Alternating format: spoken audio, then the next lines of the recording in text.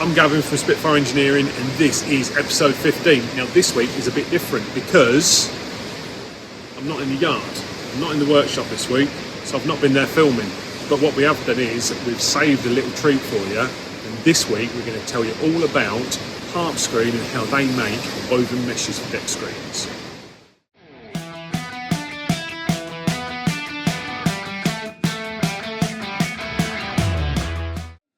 So here we are at Harp Screen.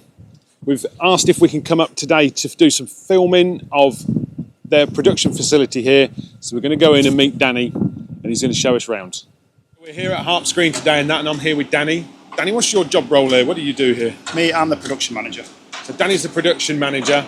He's been here a little while, haven't you? You said 15 years. Been here 15 years. So how long's the business actually been going as a business? As a business, I believe it's been going roughly around, I think between 25 to 26 years, I reckon, in that sense, before my time, obviously. But we've just hit our 21 years this year, and we've been operating out of this factory for a good period of that time. Yeah? Yeah. And I understand it was originally set off by a famous Gaelic footballer, is that right? Yeah, it was one guy, Kevin McCabe, who came in, finished there, decided to set up in a little shed, and then things went from there. Went bigger and bigger into Ireland, came over here. We had a premises over on the other side, and then we moved over to here, and it just grew and grew from there. Fair enough.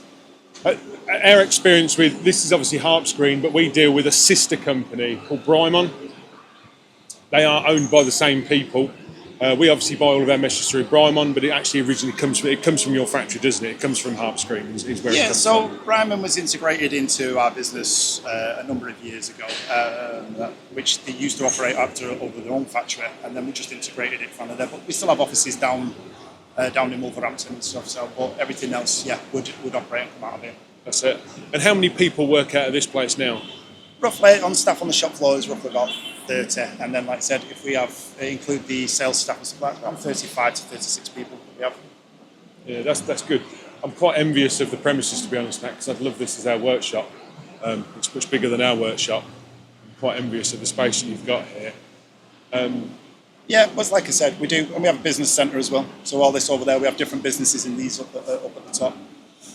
And so we have an accounting business, an alarm system business, coffee shop, which is just that's handy.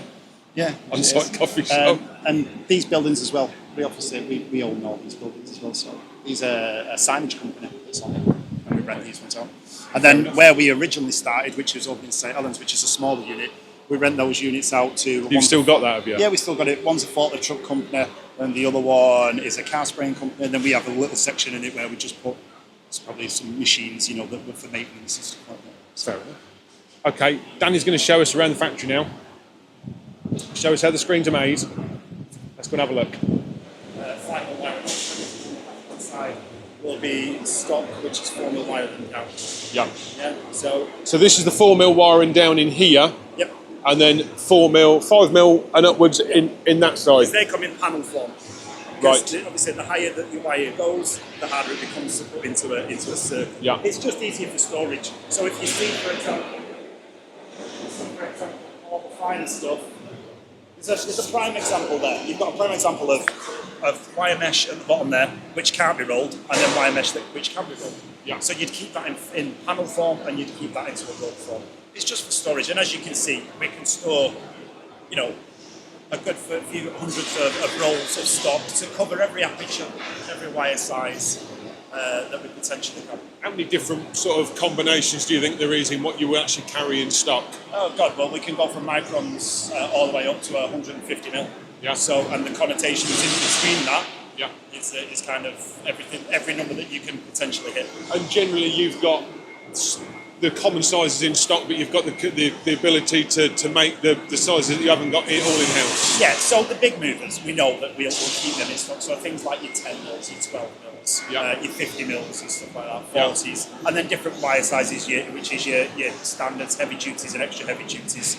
So you can go from 4, 5 and 6 to go through them ones with the same aperture. In that sense, but we can also do bespoke stuff.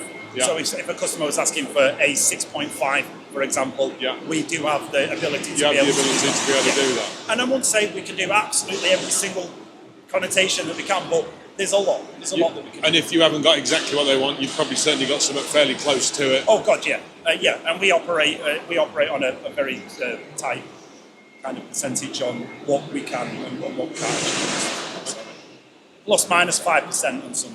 That's pretty good. Yeah, that's pretty good. Okay. This is where the press brakes and the guillotines are. A nice example of there's a finished product that we want going there, ready to go on to dispatch, ready to go out on the shop floor. As you can see, everything is wrapped, ready to go onto the couriers and ready to go to the customer. So all the meshes on the shelves over there, are they all ready to go out, or are they stock? That's stock. That is stock. That's stock. Everything that you see here, which has got a hook on, that's what's ready to go out. That's the finished product. And everything you can see on the left-hand side, everything with the hook on is what's ready to go out. Everything that you can see on the far shelf is the stock size panel. So, and it'll have every connotation on there. And it'll go up for aperture size, wire size. Do you find that the meshes are generally a regular size, or do you make a big panel and accidentally you have to cut it down from all our panels are oversized. Yeah. But what we do is, because we've been in obviously the game long enough to know, we know which certain panel we can get for a certain machine. Yeah. So you're minimising your waste, essentially. So you wouldn't use your biggest panel for your smallest screen, etc., etc. No, and then some screens you could double up on. Yeah, because you don't want a lot of scrap about, really, do you? So you try to maximise the meshes. Yeah. You're right. So what have you got? You've got guillotines here. You've got 4 guillotines in front of us here. Yeah. So the two big guillotines is your main ones, which cuts the mesh. Yeah. That's a plate guillotine. That's a roller. Yeah, so you've got your rollers there, and then you've got your brake presses at the end. So the brake presses that's a flattener. That's side tension. That's end tension. So you have 2 different types of hooks. There's many connotations in between it, but you've got a side tension hook or an end tension hook, which is exemplified here. Okay, that's a side tension hook. That's an end tension hook. And then 2 different types, and that's the 2 different types of machines. Now, each machine will have a different variation on size, on gaps, on degrees and stuff like that. But other than that, it's side tension and tension. Yeah, we've had both side and end tension on our deck screens that we build. But we generally have meshes for our deck screens off of you guys, as well as just raw edge mesh that we use to bolt onto our trommel guns. Is what we have off of you guys. Okay. Yeah, we can provide all the trommels and stuff like that, so we can do full circle ones, which one we use these rollers for. We actually just missed it, but there's a large set of rollers. Did you see that was in there as well? Yeah. So we do them. We also do punch plate. So that's your punch plates from 8. Have you got your own profile cutter here for doing the punch plate? We don't have profile cutters on site, but in the group we do have profile cutters. Okay. So believe it or not, that machine behind you there is the punch plate folding machine. Oh, right. So if you used to do a punch plate trommel, not all punch plates do, some are just rolled, fold it down, some are rolled and then fold it and then pop it in. So we can do that. You can do that as well here. Yeah. Okay. Yep. Trying to fold mesh in tooling. Yeah. You're never going to be able to fold plate with it afterwards, because I should imagine it just breaks it. You have to have your different machines for different things. It's a tough material. It's a tough environment, isn't it, for it? Just quickly, as you can see there, this is sort of like the main view on there. On the right hand side is the guillotines. As they're doing there, they're cutting it now and knocking the wires out, ready for preparation to go where the wires are knocked out to the press.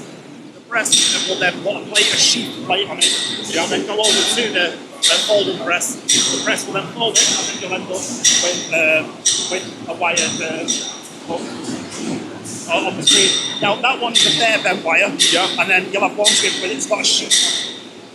Like a tin cover on it. That's the sheet one. Yeah. So 7mm wire and up is not sheet.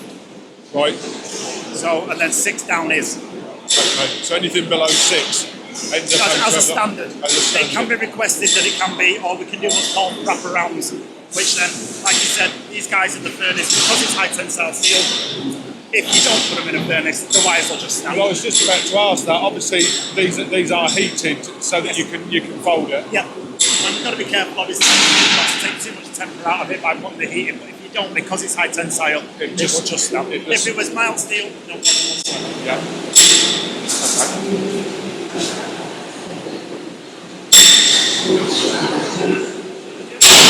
Fabrication base as well. So all the fabrication, like I was saying to you before, all the trommels that we do. There is actually trommels there, but they're already wrapped up, ready for dispatch.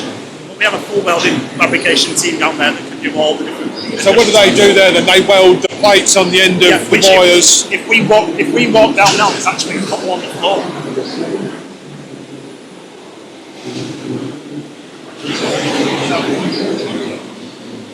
Oh, I'm with you. So that plate has been welded there. Because this is called a wraparound, you have to have the plate welded on, and then we'll follow the machine, and then it will end up with the sheet inside of the wire.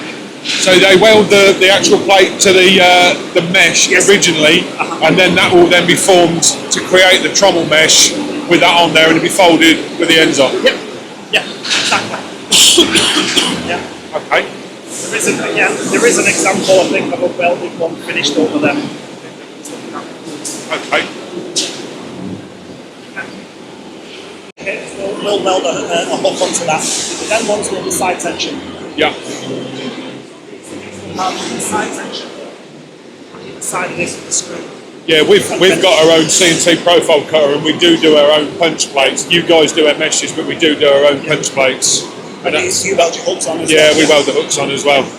Because so you understand that process then? Yeah, we do. We haven't got the tooling like you guys have for doing the reverse fold on the hooks. Yeah. So we end up doing it by welding it on that. We can achieve the same as you, but probably just slightly different. Sometimes when we ring Carrie Ann or Donna up, and they go, oh yeah, it'll be a week or whatever, but then it turns up within 2 or 3 days, and you went, that's amazing. Yeah, it's because, look, I would try and operate, as you can see. If we've got it on the shelf, we try and operate to next day service. Yeah. But if everybody, it depends on busy now. I could have obviously stuff on holidays and stuff like that. Yeah. But if we have all of a sudden got 500 mesh to do, Yeah. lead times do change. So what they'll do is they might say, right, we're really busy, so we'll give a lead time of 2, 3, 4 days. Yeah. Well, then the lads might have, we might have had overtime on.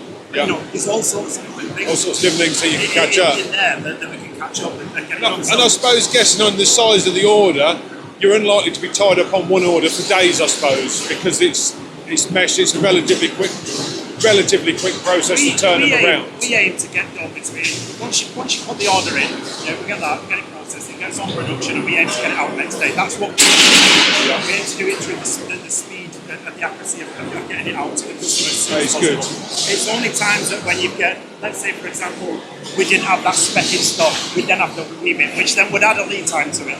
So it might take 2 days to weave. Yeah. And then you've got to go back into production. So all of a sudden, what would be the next day could be all of a sudden be 4 or 5 days. Yeah. And if you've got the more bespoke stuff, the more intricate stuff like flexes and stuff like that can take a little bit longer because you've got to weave it again to go into production. So if it's a special build for a manufacturing process, it could take a bit longer. I know we've just had some stainless woven meshes for a job, and I think they took about 10 days to do, because obviously they've had to be made. We don't stock stainless. No. All stainless is made to order. Yeah. So we'll stock the wire, but we don't stock the panels. It's too unique. Yeah. So as you can see, this is a weaving process of what we're going on in, and essentially it's like weaving fabric. The machine will open up left and right, up and down, and a cross wire, hook wire will go into there. You'll end up with your long wires, cross wire, mesh. Comes out as behind your mesh there. Again, when we're talking about trommels, they're actually woven trommels, but they will need to be put down and then rolled into the trommel. So you've got a guillotine machine at the end. Yep. That obviously it makes the mat, goes through guillotines, it stacks it up into here. But you've also got the ability, depending on the wire size, but if it's a little bit thinner and it's a bit more flexible, you can actually coil it up on the end as well. So the example behind, so this loom, this is the heavy loom, the lighter loom one behind. If you see, there is a roll coiled up already. Yeah. So they are already going into the coil. So the coil over the far side is a bit thinner wire, and that's going to be used for probably say a trommel, and they'll coil it up on the end of the line, where this one closest to us is a heavy duty wire, and it will travel to the end. And when it gets to a certain size at the end, it'll come down and guillotine it off and actually lay it into mats at the end.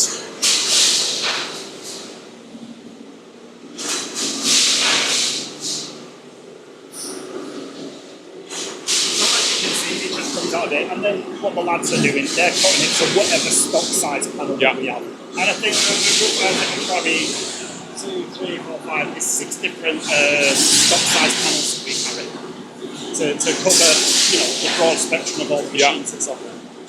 What's the maximum width you could do on there? Maximum width, it depends on different things. But usually the heaviest stuff, you're probably looking at about 1.8 to 1.9 metres. Upstairs we can just do about 2.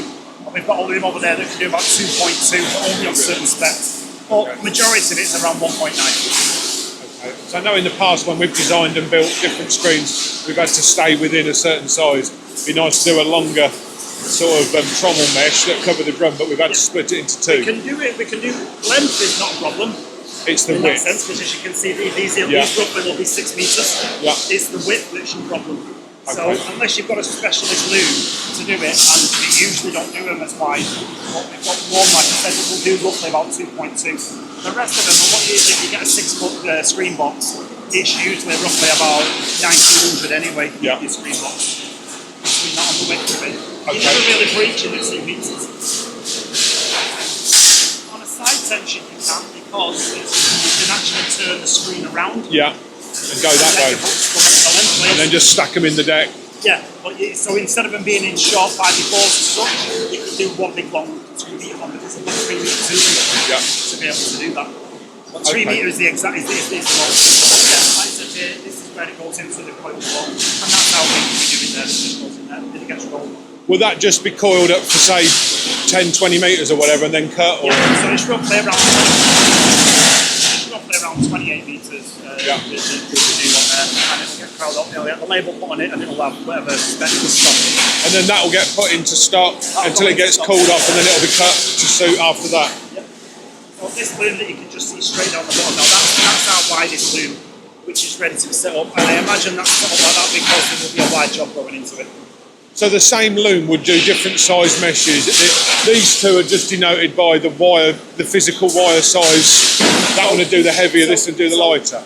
So for just an example, that one will do 7 mil wiring up. Predominantly it will do 8 mil wiring up. Yeah. That one further down there will do 7 mil wiring down. Yeah. This one predominantly does around 5 and 4 mil. Okay. So this one will do all of those. And what but each loom can do each different connotations because you can set it up to do different dimensions and different. And what changes the aperture size? Is it where the crimps are in the wire? Yes. And you've obviously got the crimpers for the wire so that you can, just looking at these here, so when we're talking about crimping, this obviously started as a straight wire and it goes through a machine that creates a zigzag. But you can have, if you look at the zigzags, them two, I'm talking as though I'm on camera and actually the rear of the camera. Just show these two here. So obviously when the straight wire goes through the crimping machine, it creates this zigzag. And depending on the aperture size, depending on how big or how small the holes in the screen are, depends on whether you would use, obviously that would go on a smaller mesh, and that one would go on a larger mesh, a larger aperture size. So the actual crimping machine itself changes basically the size of the zigzag, and then that denotes what the aperture size would be on the mesh in effect. Yeah, essentially, but what we do is we have different wheel formats for it, which I can shoot. We just go over to this side there on that back shelf. Yeah. You'll have different. Right. Each wheel will give you a different aperture.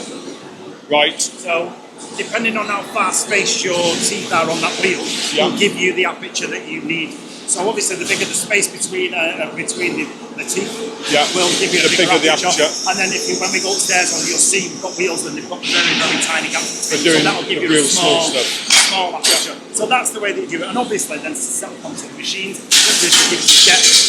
Yeah. So if you don't get the depth right on what's called your long and your short, then you won't get the accuracy on your aperture.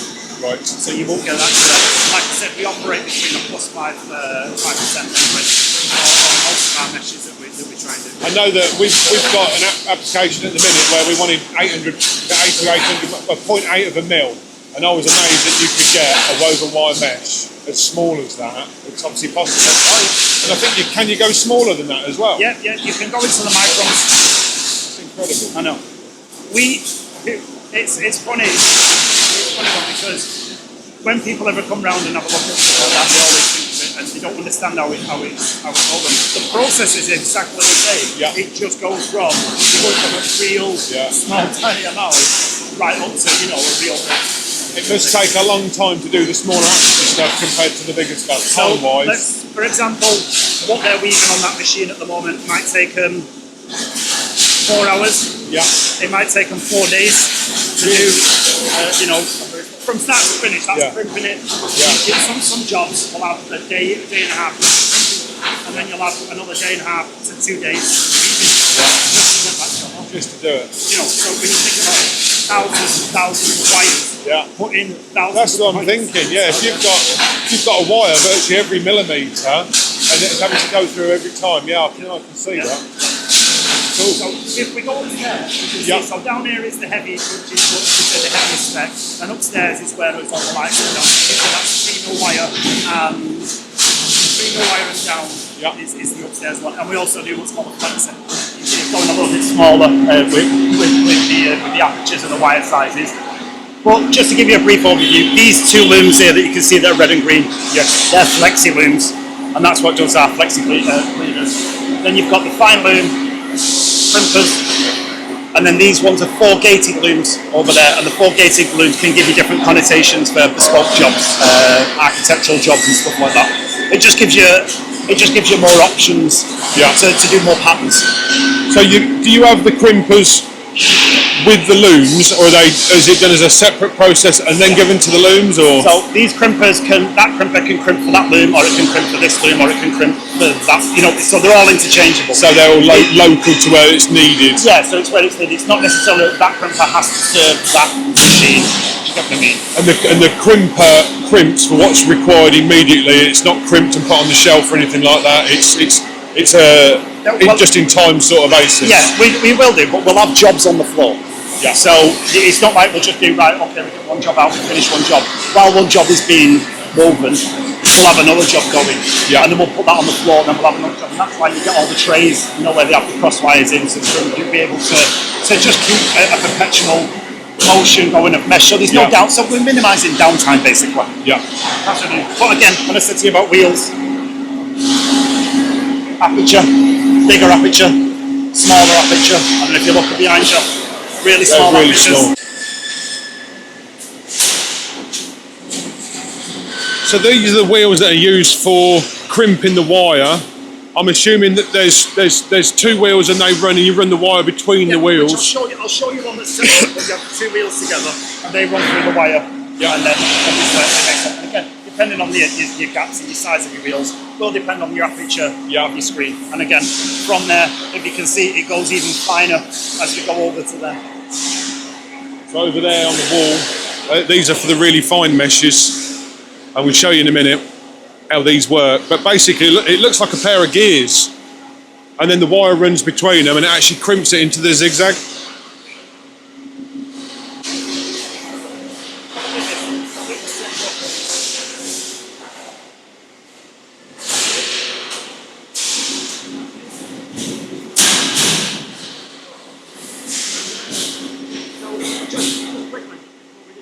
Have a look inside before it's running. You just take the guard off and we'll have a look inside. So you've got the wire coil on there, and every single crimper is the same, by the way. It's the same process.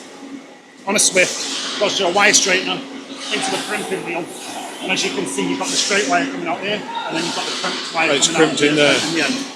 What aperture are we doing at the moment? So 8 and 3. So that basically, that to there will be, including the wire, will be 8 mil.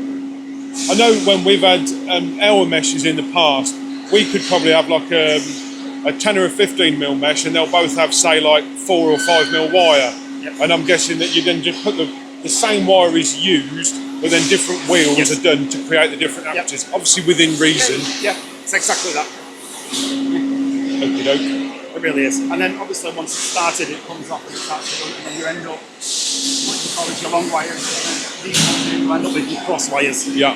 So what do you do? Just run that out until it hits the stop, and then it gets cut there and then stacked. What's your meterage up in? 23 metres. 23 metres on that 23 one. metres. And how often do you get them all wrapped up and tangled up? Does that ever happen? Oh, sometimes. That's why you stood it. That's why you got it. Sometimes you'll get a snag and it'll come up and that, but you just put a stop in and it stops. Yeah. Again, we're very big on waste and stuff like that, so we try and minimise it as much as possible. Because obviously it costs money as well, doesn't it? I could see that if you're not careful, you could end up with a lot of wastage, couldn't you? Yeah, 100%. Okay. Yeah. And again, what you've got behind you here on the back of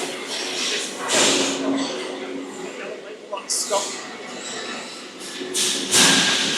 Do you find that your stock control has to be monitored really carefully to make sure that you've got what you need but you've not overstocked, or is it? So how we operate is, because it's very fast moving, and how we work on there. How we operate down on the shop floor where the panels are. Yeah. We try and operate of no empty shelves.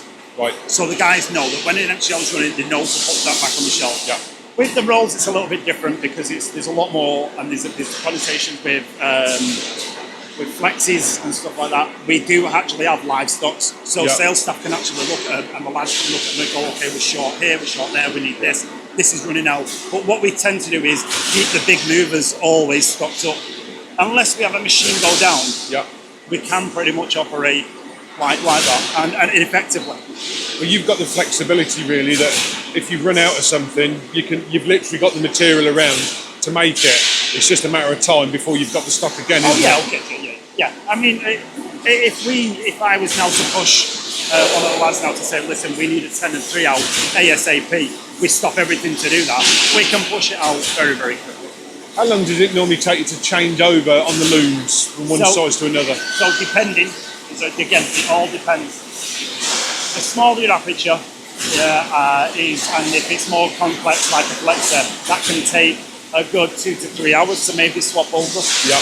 If it's like I said, the bigger stuff downstairs, half an hour. Once it's in, once you've got it up, you hold it all up.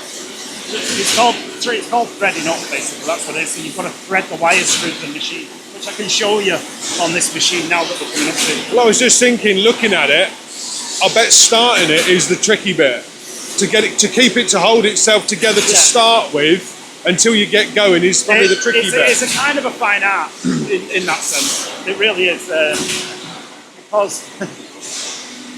because you always think, well, if I put it in house, you get this thing, but you'll do it in stages, in steps, and you get it so far, then all of a sudden you go. So usually, the first little bit of your roll is usually waste. Yeah, until it gets going. But when I say a little bit, we're talking, as 100 mil or something. as low as we can get. So as you can see on the back here, if you want to just look through the back there, every single one of these wires has to be hand fed through. It has to go into the loom, it has to go fed through there. It has to have a cross wire put in, and then it has to go through. That's how you start the roll. As such. Once the machine is going and you've obviously started to have a roll going, the operator then will each time put a wire in to a certain place on the mesh to create your pattern of what it is. Now I think these gaps are usually around 120 mil between on there, and they change depending on aperture as well. Between 90 and 120 mil. I'm quite surprised in some respects how manual the job is.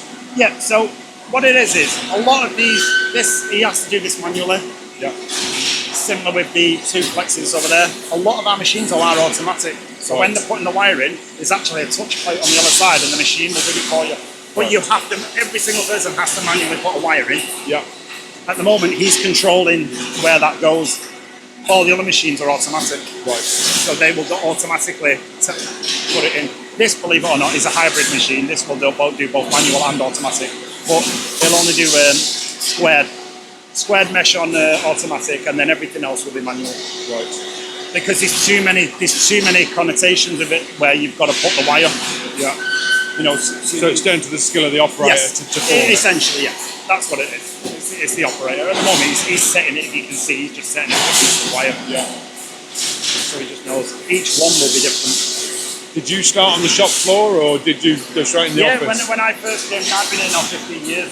So what I did was I learned as much as I possibly could. I was brought in as a supervisor, learned as much as I possibly could, and worked on the shop floor through the trade and stuff like that, and to work up to where my position is today. So you know what the guys on the shop floor are up against on when they've got their own challenges. And you also know that nobody's going to pull the wool over your eyes because you've been there and done it yourself. Well, I've done a lot of development here as well, so yeah, I do know the ins and outs of every single machine and every single process. Yeah. We've done things like timings, documented sheets and stuff, so we know exactly how long each meterage takes. So if we know, let's say for example, a standard 10 and 4 takes 5 hours, if all of a sudden it's taking 10 hours, we know we've got a problem. Something's wrong. We've got a problem. All right, I'm being a bit extreme there, but we pretty much know, at what level you are. You've been here only a few months. We know how long that roughly should take. Yeah. So you've been here 2 years. Do you know what I mean? Similar with the screens in the front. We count all the screens so we know what we can make on a day. Yeah. If we're fully staffed, we can go, we can easily make 200 screens a day, no problem whatsoever. And that's all the different types as well. Yeah. If you was to do just one type of screen, i.e. let's say side tension, and it was all cut the same, you could fly through and do probably 300-400 a day. It's we're very, very streamlined in that. But yeah, you're right. It's not much that should say that I don't know on the shop floor what's going on. That's good. In terms of that. Now, when you're talking about what do they do when they're setting up, this is the beginning. Right.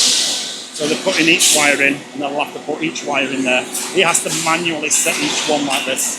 So put a wire in. And that's just to get it started. Now, can you see there's a slight swage in the mesh? Yes. Yeah, and that's because he's just trying to get it to get it to knit, to get it through, to get it in. Once that starts going, it'll just be perfectly square. So, and again, all the stock that you see behind us here, this is all flexi stock. This is what comes off these looms. And I believe there might be a diamond on that one as well. So a diamond is a little bit different.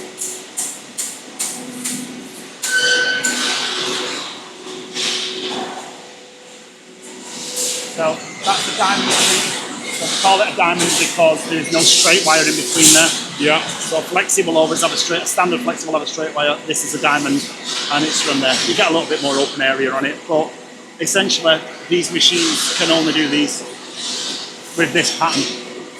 When you look at it, it's just some weaved wires together. But I understand from an engineering point of view that the crimping has got to be perfect and everything's got to meet together. Because if it didn't, I mean, look on there how tidy it is and how it all matches together. All the points come together, and these all are absolutely perfect. The skill is, and I always say the same here, in the front, it's a little bit brute force in the front and stuff like that, but I can teach somebody to do it, and I can get them pretty much up and running within a couple of months, on certain aspects, and you know where they're at. In here, crimping is a little bit different. You need to be here for 2 to 5 years to get this fine out. Yeah. You can't just rock up and just go, right, it's experience. It's experience and practice. Yeah. And it shows. I mean, that to me looks absolutely perfect. I mean, it's a bit like I walk around my workshop and I can find fault in stuff. I bet you're looking at this going, I hope he doesn't spot that and he hasn't seen that. But to me, that looks absolutely brilliant. No, when you are experienced stuff like that, you get to know it. What's really funny here, when I very first started, I used to be mesmerised by people looking at things on the floor and going, right, that's a 10 mil, that's a 14 mil, that's a 6 mil. And then not only that, they'd be going, that's a 12, that's a 13, and then that's a 16, that's a 17. It all looks the same. How do you tell 1 mil? It all looks the same. But with your experience, you get to know the little nuances and the little changes in each mesh and the different types of crimps that you do. When you look at a mesh, you go, oh, I know what that is. That's a 4 mil diamond. So, a slope job. And, these are architectural jobs as well. Yeah. Again, that's not. So it's not just for screening, but you'd actually do it for architectural stuff as well. We can do architectural stuff, no problem. So if somebody says, I want a screen, to go a fence around my house. So we can do anything like that. We can do balustrades and stuff. Bridges. Yeah. US Embassy, we did the ceiling tiles for there. We've got lots of jobs in lots of different things that you can I use hadn't the even mesh thought for. about that, to be honest. It can be used for, and if you look at it, I mean, each one can have a different pattern. That's just one type of So pattern. somebody could literally come to you and say, I'd like it to look like this. Yes. What do you think? Well, we have a board that actually says what different types of architectural mesh that we can do. So you'll have like a different crimp. So you'll have what's called a plain crimp, and then you have what's called a corrugated crimp. So again, you go sort of you see the patterns. See, there's a pattern on it. Yeah. So you can have those patterns doing different things, and then when certain lights are shined on it, I mean, this one's a little bit dirty and stuff like that. They create a different allure to it, you know, and a different look. And how would people attach this to, say, They some attach toast or whatever? frames. So some people put into like a frame box or where it is, or a tubing, or some of them, you know, where you have the balustrade and they're in the clips. Yeah. On there. So you have all sorts of things. I hadn't even thought about that, to be And honest. there's many different ways. Again, another pattern just gives you a different pattern. These won't be used for screening. These are all used for architectural jobs. So we can do that. Although our mainstay, 99% of what we do is quarrying and recycling. But we can do it. We've got very skilled operators. I mean, our lead guy from here is 1974. He started doing it. Really? Crimping. Does he like it? Loves it. He's actually part-time now, so he's not here today. He only works 3 days a week, but he's the absolute, we call him the mesh guru. He's got all the answers. Yeah, there's nothing that he doesn't know. He is the go-to guy. He is Tony is called. He's not allowed to retire. No, well, that's why we keep. He's believe it or not, he's 66. He is at retirement age, but he's still doing 3 days' work for us. Good. At the moment. So, Long may it continue. but yeah, he's superb, and he's taught the lads a hell of a lot. He came from down south as well. Taught the hell lads. In fairness, he's brought the team up. You know, over this past 10 years. You cannot transfer that knowledge overnight, can you? You can't. And like I said, when you talk about experience. Yeah. Yeah, there's a true wealth of knowledge. I in the can building. certainly say that our quality over the last 10 years has improved tenfold from just him and him bringing his knowledge to where we are. Yeah. It really has. And it's why we are now probably in the crimping side of it. It is so efficient and so accurate with the stuff. It's through his knowledge. And his son, believe it or not, that's who we were talking to up there before. That's his son. So he's passed it down, and his son is actually a supervisor here. So his son's been here for about 8 years now. So. Brilliant. That's what you want, really, isn't it? No, it is. It is. It makes life so much easier when the guys under you that are working on the shop floor and that know their job. Yeah. And can keep an eye on stuff. That makes such a difference. Yeah, and like I said, it's predominantly we are high tensile steel, but like you can see, we've got stainless steel as well. We do stock. This behind us here is stainless steel white. Yeah. So we do stock it. A lot of them, like you said, will be used in the food industry and stuff like that, and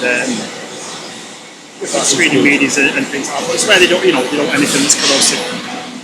Brilliant. So what we'll do is, as we've just walked from that one over there, and we'll walk back down here now, and we can see what's called we call it the 2-2 loom, but it's the second heaviest loom that we'll do, and that's fed by, you'll see the 2 crimpers on there, and again, they're all exactly the same. They all do the same. The same principle. It's just different levels of machine workings in it. In the sense that one will do that sort of thing. That one will do that one. That one. Do you know what I mean? They're more suited towards different applications, different sizes. Well, essentially, we all produce the mess in the same way. Yeah. They've all got to go through a crimper. They've all got to be threaded up, and then they've all got to be woven. It's just each machine will just give it slightly different than the other. Yeah, we okay with that? That's brilliant.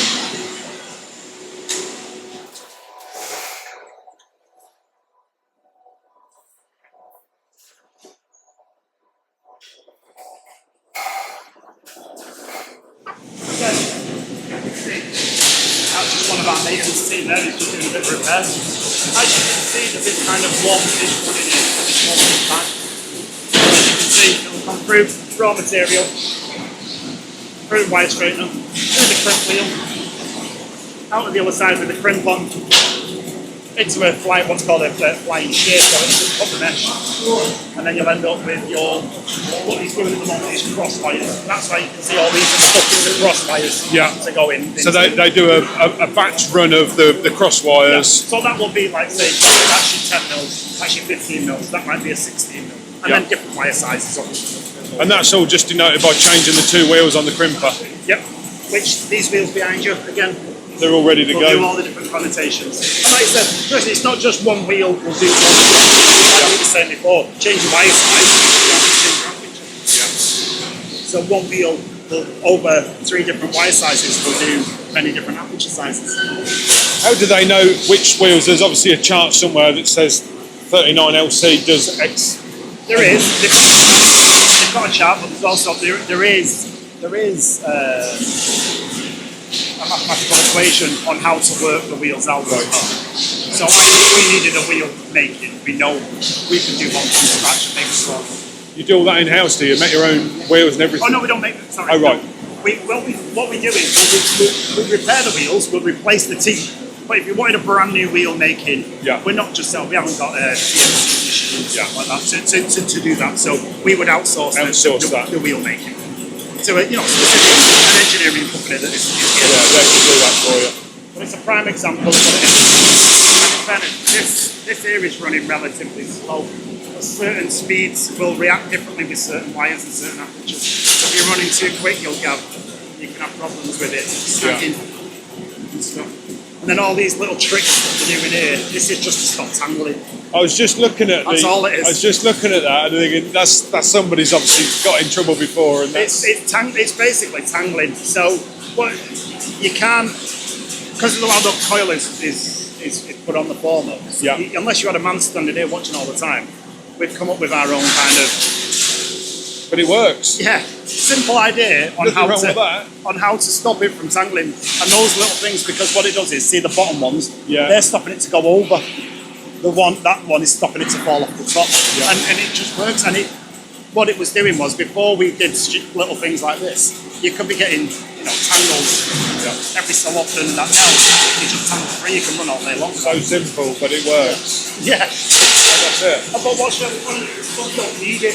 Yeah. Some don't need it. It's not like he's got running on here. He's only got one on it.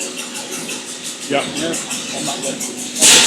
And the guys get to know what needs to go what can and what won't do.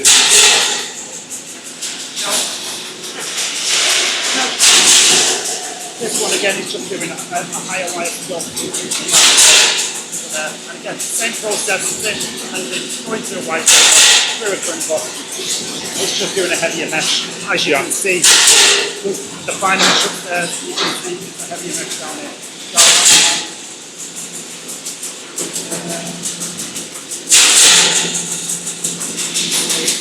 So in essence,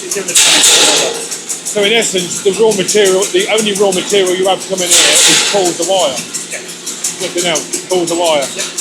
And from that, you then form everything basically. Yeah.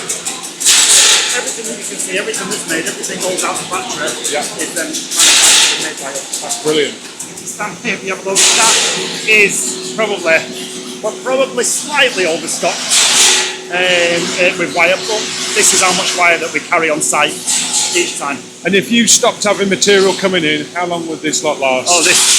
We have material coming in every 2 weeks. Different types of material on a different spec. We can fly through this in no problem. So if you didn't have any material come in, you'd probably do this in a month? No, we carry more than a month's worth of stock, because obviously we need to know if there was problems at at one of the foundries or one of the wire suppliers, that we wouldn't want to run out, and then obviously it didn't affect our customers. So we probably carry between, depending on which wire spec it is, between 3 to 6 months worth of wire that we can carry on certain specs. All the specs will move, and we're carrying in, we're bringing them in every 2 months. So, touch wood, in theory in that, the answer from your sales guys will never be, we've not got the wire, we can't make your meshes, because you carry such a lot of stuff. It's very, very, very rare that we haven't got wire, and if we haven't got the wire, it's only because there will have been a problem with supply. Yeah. But we buy that much of it from that many different places, stuff like that. We aim to always have every single wire spec always in, or always readily available to Yeah, well, like I say, we've been dealing with you guys for years, and we've never heard that you can't get hold of something. It's never been anything we've been told. You hear from the guys in sales most of that we haven't got that particular mesh on the shelf more than you would say we haven't got the wire. Yeah. Unless you were to go to a real bespoke job like we were talking about upstairs. Yeah. And stuff like that. Okay. But certainly with wire we don't have.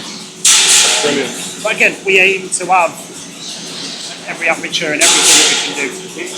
It just so happens we might have 28 meters of 10 mil, let's say, and all of a sudden we might get inundated with orders, and we can use them all, and that's where all of a sudden it runs out. But we always try to aim at one on the shelf or one ready to be woven. So that's why we minimise that lead time stuff, and that's why we're saying sometimes you can get given a 5-day lead time. We've already got it off the loom within 2 days. We make it and it's out to you, so we've beat your lead time by 2 days, and we've got to see them. Yeah, we've experienced that ourselves. Yeah. That's good. That is good. We always aim to get the mesh out the door as quick as possible. That's how we do it. Yeah. That's our philosophy. And that's always been our experience, to be honest. Yeah, good. Well, It's always come when you've said it was, or it's always come earlier. I can't actually remember a time when it come later than you said it would. So the only other things that it goes late to customers is when it's out of our hands. So when it goes into a courier, we're completely out. That has happened in the past. Yeah, we're completely out of our hands. Then they could have a breakdown, they could have drivers off, strikes, whatever. And that's not a problem. It's exclusive to you guys. Everybody else is the same. Diamond flexor. I know in the past when we've had a specific application and we've asked for samples, you've always been pretty amenable, to be honest. Because, like I said, so we can provide little samples of every different, like there's just a standard 18 and 4, or there's a standard mesh, which is a 10x50. So we can provide them for customers at request and send them out when we do the shows and stuff. But as you can see here, these ones, multi-mesh, screen systems. Screen systems is the wedge wire one. Multi-mesh though, and like you were saying, again, it's all mesh. Some of it woven, a lot of it is weld mesh. As you can see, they'll do catering trolleys, baskets. So you do all that as well? Yes. Is that all done from here, or is that another site? Oh, this is on another site, this one. So if they're going to use mesh, the mesh will come from us. Yeah. So we will weave the mesh for them. All stainless steel. But we can do all these, all gratings. So if you go into your local fish and chip shop and you see the thing with the chips in, yeah, we can make. There's a strong chance that that's actually been made here. That parts of it have actually been made here. Oh, could be, yeah. No, not so much here. That's a woven mesh. Usually a basket, if you can see, it's just all wire that's fabricated together. So that's not a woven mesh. I was thinking more like, but these that are mesh. Yeah, they're good from us. They're medical baskets then. But this is what I was trying to show you before.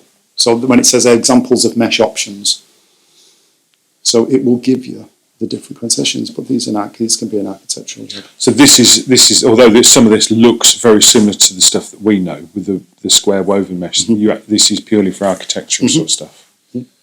I didn't even know you did that, to be honest. We even named one Kipping after Tony, who has been in the industry since 1974. So we named a mesh after him as well. was it his design or? Yeah. It was. That's brilliant.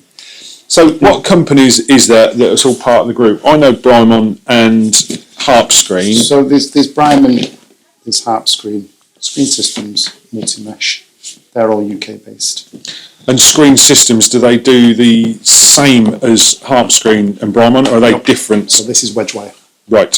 So as you can see, wedge wire. You need to see the thing, but you can see, they call it a wedge wire because it's in a wedge. Right. But they use it in mining, quarrying and stuff like that. What would that do construction, architectural, as you can see, can you see these are bridges, the walkways and stuff like that. So with gratings. So things like metal belts and that sort of stuff. So it transfers over to many different areas, but that is interesting. Yeah. And again, made in house. There's one thing that I have actually neglected to mention, which is a funny one. is that we actually manufacture our own rubber screens as well.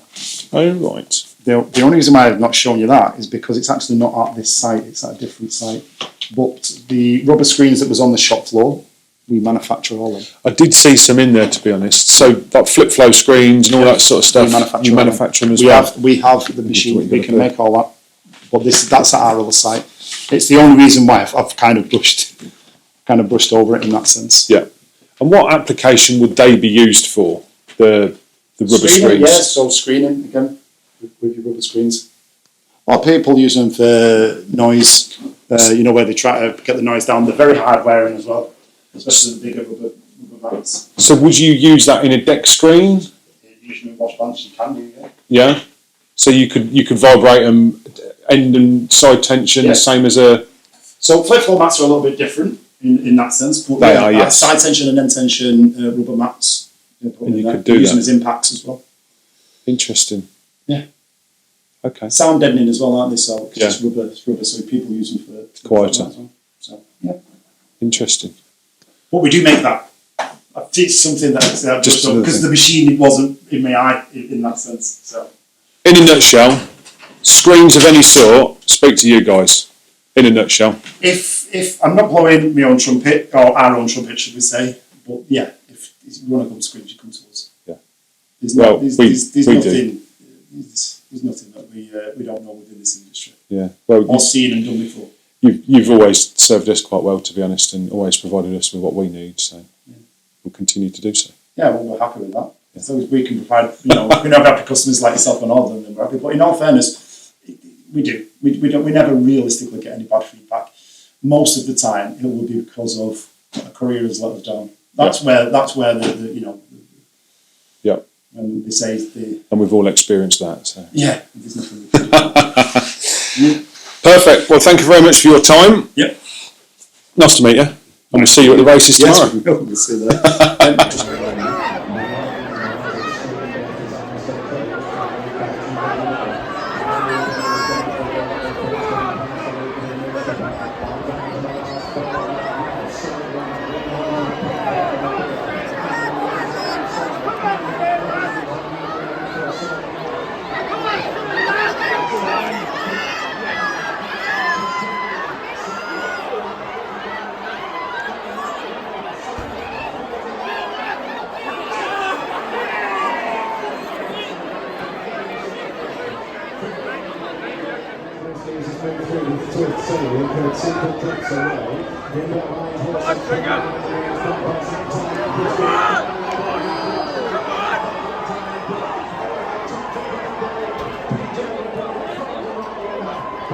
Okay, episode 15. I'm Gavin from Spitfire Engineering, and this week is a bit different because I'm on a ship.